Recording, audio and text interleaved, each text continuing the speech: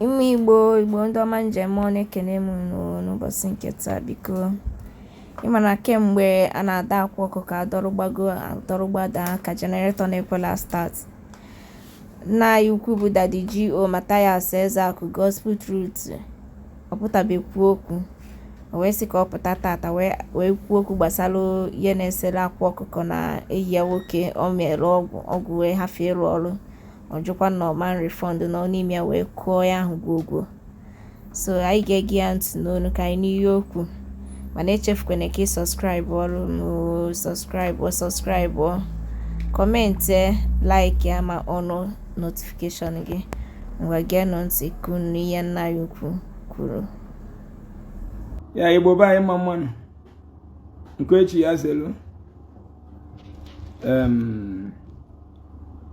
tata bụ afọ tata fọpụla ihe ọjọọ ma fọbata ụbụrụ na isi anyị bụ ndị Igbo ka anyị baala anyị uru. Na asị na adịrọ ka ibe na-agụ akwa, asị na ọ ga-adịrị nwoke na nwaanyị na mmụọ ya chọrọ ihe ọma ga-erute ya na Chukwu okike abịa ise. Onwe ihe anyị si ka itinye ọnụ tata na mgbede tata, ihe gbasara vidio na trend online akwa ọkụkọ ndị onye si na akwa gwọrọ ọgwụ na ọgwụ alụrụ ọrụ na akwa gwọrọ ọgwụ na ọgwụ alụghị ọrụ. For that ọsa akwa ya refund ya 3 million 2.5 million, right? O nyere akwa ya wee gwọrọ ọgwụ. So ebe ọ bụla nọ wee na-anụ machọ gị tụsa vidio anụ, tụsa anya ihe mma bụ na taa ugbo at least enweta a lot of changes. Ma ndị na-esi ngụgọ ha na-anụ eziokwu anya ma na-practice kwa eziokwu anya anụ. So mana ihe a bụ nkata anyị ga-akpata ata ma like ịkpọbata ndị mmadụ ma nwoke ma nwaanyị yoso ebi okwu obi ya. Ajụjụ ka m chọrọ ịjụ na mana tupu anyị gawa n'ilu, ọ ga-amasị m ka ịtụsa vidio. So gịnị ka anyị na-ekwu? Nwanne anyị nwoke pụtara na soshal midia na lament na o nyere akwa ọkụkọ 2 million naira ọkụ ya wee gwọrịa ọgwụ. Ọgwọcha ọ sị na ọwa ọkụrụ wetekwe 500,000 ọgwọcha. Mana ajụjụ ka m chọrọ ịjụ dịka The Boys wee kwu. The Boys na akwa ọkụkọ gwọrịa ọgwụ prosperity and protection. Mgbe a na-ajụ ya, ndị o wutere na that boy egosighị iru ya na that video maka o kwesịrị igosi iru ya. So akwa ọkụkọ ọ sị na akwa ọkụkọ gwọrịa ọgwụ protection. Mụnwa nụrụ ya boldly na ọ gwọrịa for protection, gwọkwarịa for prosperity. Then na echie na dị ọgwụ na ọrụ ha ọrụ. Wee sị ka m jụọ ụmụ Igbo, nkata ka anyị na-akpa nwere onye anyị bịara ebe anyị ịkọ ọnụ ma onye kpali. We just want to discuss this thing as one family. Na n'ime this boy na-agba nịkanịka na social media na-akwa napụrụ ego. Ọ bụrụ n'obi gị eziokwu na asịsị ikpere ikpe ajewe court na oke tebụl okwu na-aba na court, maka na ndị be anyị si na let us assume na asịsị tebụl ode okwu na court onye ka ọ dị ka ikpe amalụ. The boy si na ọ gwọrọ ọgwụ protection wee ọgwụ awele. Now since that time akwa gwọrọ ọgwụ protection ruo taa, the boy ọnwụgo mba. If na eje court na ọgwụ akwa gwọrọ ka na-arụ ọrụ ọrịa. That is it. Because ebe ọ nọ ọgwụ na-protect ndị Dubai, na-protect ndị London, ndị Germany. I regret m ji ebi ụwa. The worst thing mere mbụ m nwee pụta ụwa atọ n'etiti ndị isi ojii. Nyanwa bụ the worst thing mere m. Nnọrọ otu a ọ dị m ka m kpuo isi ka m fodobe nzuzu ndị Afrịka na izuzu. Ebe ọ n'ọgwụ ka Istanbul, Turkey gwọgidere be ha dị otu a.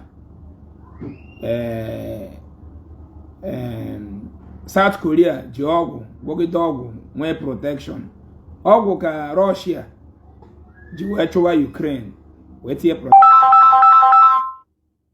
So nwanne anyị nwoke wee jee ekwe ka o bute ọgwụ ka ọ gwọọ for protection. Nsị ka njọ ọ bụrụ na ekpere ikpe a jee court akwa kpegbu this boy 100%. Number one, agwọrọ gị ọgwụ protection. Now ọgwụ emego for over 1 year or 6 months agwọrọ gị ọgwụ ịnwụbe mụtachi ama gị ibu ha akpụ anya wee bịa gbọọ maazị ebe no protection ọgwụ protection nọ n'ọrụ. So if they go to court akwa will win him hands down.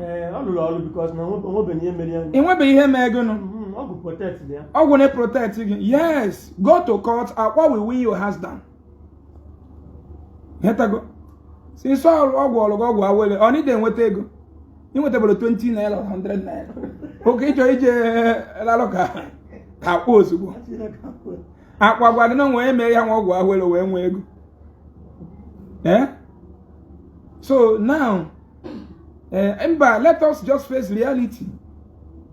Ndị mmadụ bịa mgbe m post ya bịa na send m video na akwa refund go the money. Ọ bụ na akwa refund the money he just want to protect his dignity. Or his personality. Or chọrọ controversy. Mana ọ bụ na ka ekpuo okwu a bere ya jewe court akwa kpegburu this young man. And ọgwụ akwa gwọrọ ya nọ n'ọrụ. Onye gwọrọ gị ọgwụ protection is over 6 months and ịnwụbeghị. Ịgbaji ha ọkpa ka eke aja amụrụ gị. Moto aja amụrụ gị. Ịghọtago? Ịpụtasị na ọgwụ agwụrụ arụrụ ọrụ. Kedu evidence gosi na ọrụrụ ọrụ? Kedu evidence gosi na ọlụlụ ọlụ ka ị chọrọ ka agwọ ọlụ gị ọgwụ ozugbo ka ị jee lalụ ka to na enumenu hetago ma ị jee lalụ ka Obi Kubanafa ma Dangote ị kara ịgwa akwa na ọgwụ Dangote ka ị na-edere etinyekwarụ gị ego gị ezi were 2.5 million gwọ ọgwụ ka ịra ka Dangote na control dollar ị chọrọ iwere ordinary naira gwọta ọgwụ ga-enye gị dollar nna ha wish na refund be ego ahụ aka m ịkparicha ede abụọ tata mkpali nzuzu pụọ ya n'isi juju na ọrụ uche don ọ gwụrụrụ ọrụ 100% protection. So onye nwezikwa opinion ya ọ chọrọ ikwu nke a bụ my own opinion. Ịghọta the guy mepe ọnụ si na ọbịa for protection ọgwụ protection and iji ọkpa gị na-aba bịa na nke akwa ebe a na-eme gị video ịdị protected. Ịghọtago moto egburu gị nwere ụta agba gị na ọkụ akọrọ gị keka amụrụ gị. Now what are you telling me? The juju is at work. So ọ bụ na akpọ enye gị ego a n'eziokwu anyị ejekwa nata ego a supporters ije nata da abụọ ego a ga-eje nata ego ahụ 100%.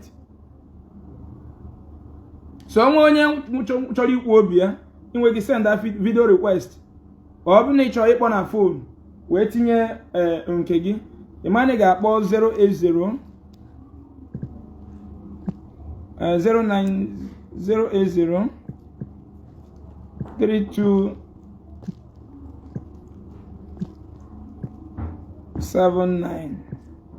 5016 ịmana ga-akpọ nọmba ọ bụ na ị chọrọ ịkpọ direct itinye your own opinion maka mụ na onwe m ihe nchọpụta na ọgwụ nọ n'ọrụ. The boy bụ onye chụba the boy ka anata ego a ga-anata the boy ego ebe ọ bụla ọ si ịchọbụ ya. My sister ebodawago ijeọma kpọkọdụrụ m madam si madam na m si ya chọpụta 3,000 o wee gba moto na so hello Maazị ekenekwa ndị sa. ya gazie Maazị ihe na-emere ndị Igbo dị mma. Afa m bụ Anekiz Chukwu.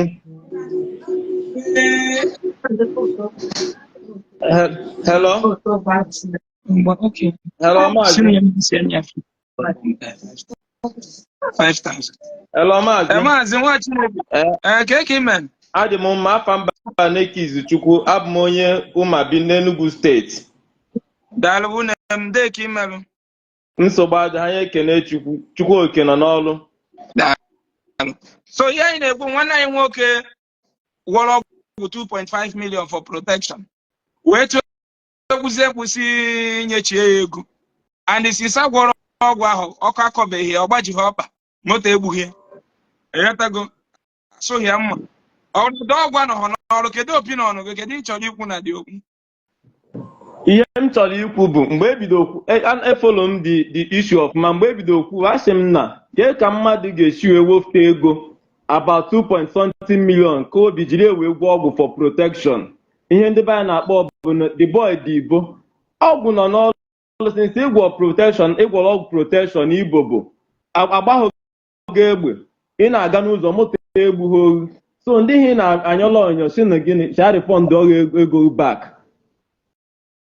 and another thing ọsụkwa echu anyị okwu bụ na ọ chọtụkwa ị na-ide ego ya bịazie kpesawara anyị bụ mmadụ oji ọzọ ebe ọzọ jee gwọọ ọgwụ akwakpụghachi ya dị money no reality hit gị ya ofu esizi anyị nwa bụ mmadụ ka anyị gbagharịa ọgụ ị na-ekwu na yes ndị isi ojii reality due process. Okay, reality hit ya kama ọ ga-anawa Enugu Ezike na nke king of Satan maka ọ tọrọ akwa n'ọgwụ ịghọtago ka ọ gwụọ ka akpụghachi ya ego ya na ọ batazie Facebook kpọwazi anyị bụ ndị mmadụ na-enweghị ibobo na-enweghị asụ anụ ụka ịghọtago biko adị m ezigbote happy dịka mụ na onye inye aka m ekwu okwu tata ihe a na-ekwu taa adị m very very happy dịka mụ na onye inye aka m kwuru okwu taa Chineke m gọzie gị ihe na-eme ndị Igbo ọma mbụ n'efu our brain na-anachite back obere Chineke na-agọzie gị ọ mmadụ ka ị bụ number one n'Igbo land. Thank you sir. Thank you. Thank you sir. So ihe anyị na-ekwu bụ na the young man ga-return ego ahụ. But don't worry. You know, just na anaghị ego m si sinye gị, don't worry. Enwego ihe ọzọ ime ka mma. Just were ya ma moto.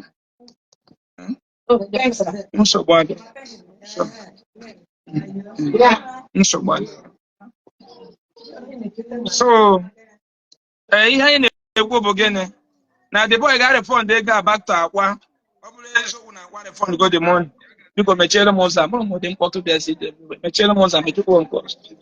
Hello. Yeah, good evening. Good evening. Nwachukwu Okeke ka email. Hi, Demba. Maazị ị na-eso